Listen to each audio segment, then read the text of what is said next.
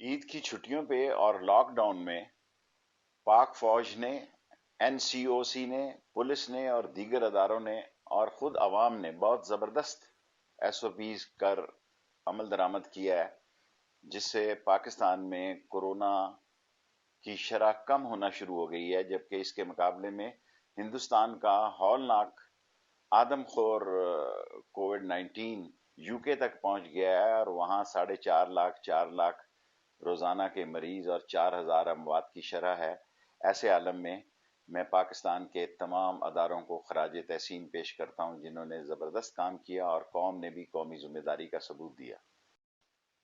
پچھلے کئی دنوں سے شہباز شریف کے بارے میں میڈیا میں شور برپا ہے۔ ابھی تک شہباز شریف کا نام ECL میں نہیں ڈالا گیا، کیونکہ سمری جو ہے وہ واپس نہیں آئی کیبنٹ ڈویژن سے۔ یہ سوار کو آ سکتی ہے اور منگل کو آ سکتی ہے۔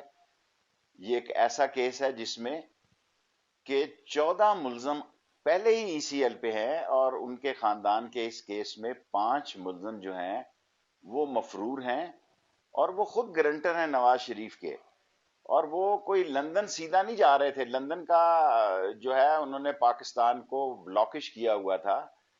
انہوں نے پہلے قطر میں جا کے 15 دن کرنٹینہ کرنا تھا اور پھر UK جانا تھا، اور ہمارے پاس بھی ان کی کوئی میڈیکل رپورٹ نہیں آئی۔ اور جب کیبنٹ کی سمری آتی ہے واپس، اس کے بعد لا منسٹری یعنی لا منسٹر اور انٹیریئر منسٹر دونوں مل کر فیصلہ کرتے ہیں۔